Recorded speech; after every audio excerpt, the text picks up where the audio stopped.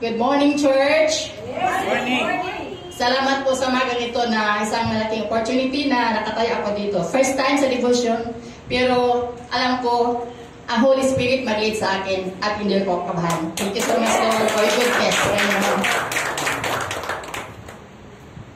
It's all about prayer, ang ating topic ngayon.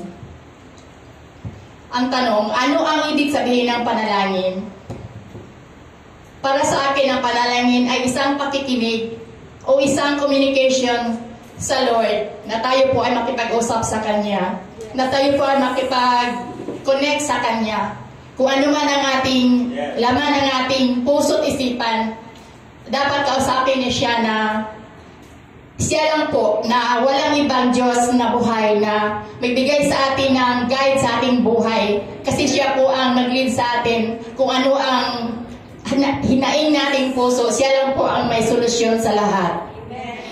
Para sa akin, sa pamagitan ng pakikinig at pag-aaral, through preaching, ito ay pinaka-the best weapon o sandata natin sa anumang balakid sa ating buhay.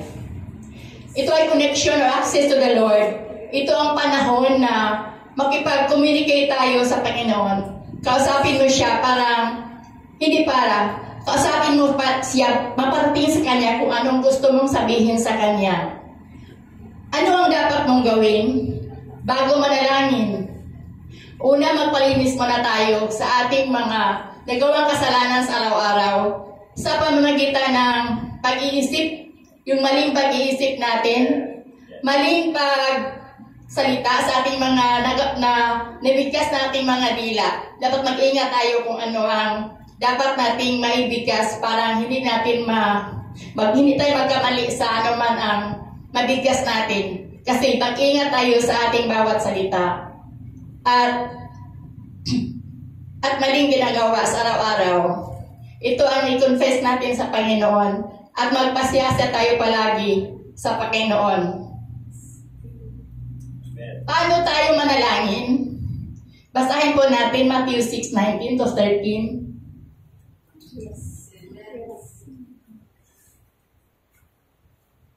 Ganito tayo manalangin. Ama naming nasa langit, sambahin nawa ang iyong pangalan. 10. Dumating nawa ang iyong kaharian. Masunod nawa ang iyong kalooban dito sa lupa, tulad ng sa langit. 11. Bigyan mo kami ng aming pagkain sa araw-araw. 12. At patawarin mo kami sa aming mga kasalanan, tulad ng pagpatawad namin sa mga nakasala sa amin. 13. At huwag mo kaming hayaang matukso, kundi iligtas mo kami sa masama, sapagkat iyo ang kaharian, at ang kapangyarihan, at ang kaluwalhatian, magpakailanman. Amen. Tayo po ay manalangin sa Diyos sa pangalan lang po niya. Hindi katulad dati na manalangin ka nakatayo at may nakikita. At yun, tinanggap nila yung pagpapala. Pero tayong mga Kristiyano, tayo ay manalangin sa secret place na doon tayo humingi ng Panginoon na siya po ang magbigay sa atin ng solusyon. Hindi yung mayroon tayong in-memorize na prayers, bagkus galing sa puso na prayer, na hingin mo sa Panginoon na taos puso mong kausapin ng Panginoon one-on-one. Kasi yun ang time na yung sa silid na ikaw lang po na intense prayer ang ginagawa, ano yung masinsinan yung panalangin mo, yun ang panalangin na sa atin na Kristiyano. Hindi yung mayroon tayo nakikita, pero ang Diyos ay hindi nakikita at tayo naririnig kung ano ang laman ng ating puso at siya ay nakikinig at bibigyan tayo ng solusyon. Basta mayroon lang tayong pananampalataya sa Kanya. Lahat ng panalangin ay sa bagay natin masagot. Pero, ang sagot ng Panginoon is yes or no. May inihandong plano ang Diyos kasi ang Diyos sa bawat isa sa atin ay may plano. Kailangan natin maghintay. Wait patiently upon the Lord.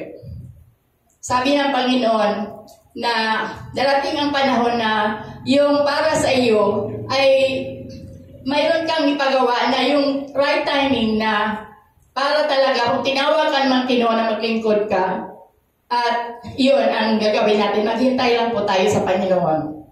Basahin po natin Philippians 4:6-7. Huwag kayong mabalisa tungkol sa anumang bagay.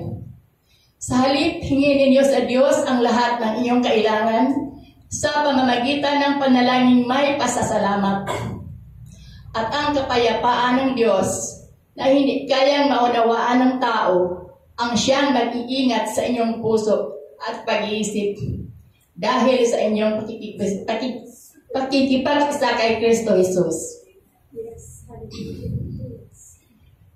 Sabi ng Panginoon, huwag kayong mabalisa. Example ko lang yung sarili ko. Bago lang ako dito, first time sa women's ministry. Kasi wala naman talaga akong tinatina na ministry mula dati pa. Dito lang ako hinubok ng Panginoon paunti-unti. At thankful to the Lord na meron akong ministry, women's ministry, at way back 2017, nag-start ako dito, na habang nakikinig sa mga panalangin, hindi talaga mabigas ang mga labit ko. Pero, paunti-unti na ako nakikinig, nag-observe pa kung anong gawin. Kasi, mahiya pa ako kasi hindi ko ma-express kung anong dapat ko. Pero sa patuloy na pag-aaral, ngayon member na ako ng intercessory ministry. Praise the Lord. Kaya nakatayo dito. Praise the Lord na ako po ay nagpapasalamat na mayroon na akong ma-share paunti-unti na verse at mapapalawak ko pa sa tulong ng Holy Spirit kasi siya po nag-teach sa akin. Siya ang nagturo sa akin kasi walang imposible sa Panginoon. Praise God, nakatayo ako dito at malaya akong makapag-communicate sa Panginoon na tulungan na pa niya ako na palawakin pa niya yung kaisipan ko at bigyan niya ako ng wisdom at knowledge sa lahat kong ginagawa dito sa church.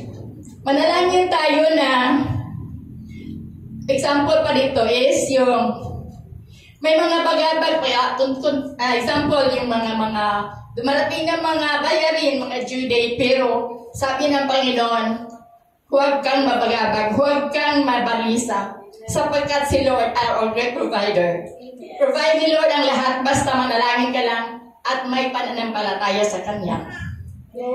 Ibang example ito, kung wala kang maisuot ng bagong damit, isipin natin, luma man ang suot mo, pero malinis ang puso mo. Amen! Kaysa magsuot ka man ng magagong damit, pero ang puso ay hindi katanggap-tanggap sa Panginoon. Ito ay walang kabuluhan. Yes, hallelujah. Ang Panginoon, ang lahat ay ito ay walang kabuluhan. Manalangin ka lang na may pasasalamat sa Panginoon. Good or bad situation, kasi ang ating Diyos ay ang Diyos ng kaayusan. Amen. Hallelujah. Patuloy tayong sumunod sa Kanya, gumawa ng kabutihan para sa ikalulugod niya. Because God is good all the time. And God, all the time, God is good. To God be all the glory. Thank you so much.